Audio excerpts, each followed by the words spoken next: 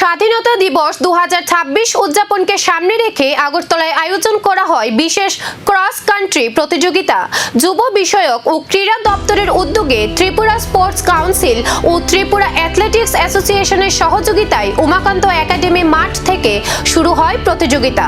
পুরুষ ও মহিলা দুই বিভাগে অনুষ্ঠিত এই প্রতিযোগিতায় অংশ নেন মোট 100 জন প্রতিযোগী। এর মধ্যে পুরুষ বিভাগে 60 জন এবং মহিলা বিভাগে 80 জন অংশগ্রহণ করেন।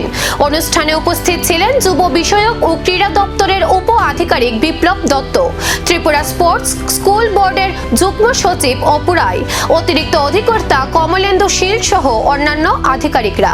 স্বাধীনতার আবহে এই প্রতিযোগিতার মধ্য দিয়ে উঠে আসে সুস্থ শরীর, শৃঙ্খলা এবং ক্রীড়ার প্রতি তরুণ প্রজন্মের আগ্রহ বাড়ানোর বার্তা। 80তম স্বাধীনতা দিবস উদযাপন উপলক্ষে আমরা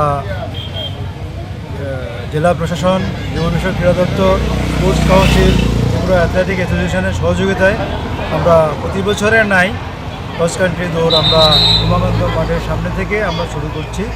এখানে আমরা আমাদের এই আগরতলা সহ বিভিন্ন এলাকা থেকে ছেলেদের এবং মেয়েদের প্রতিযোগিতা আমরা সম্পন্ন করেছি। সেখানে ছেলেদের 60 জন 60 এবং মেয়েরা যারা এসছেন তারা 40 জন। এই প্রতিযোগিতা ইতিমধ্যে শুরু হয়েছে। মূলত কি বার্তা দিতে চাইছেন?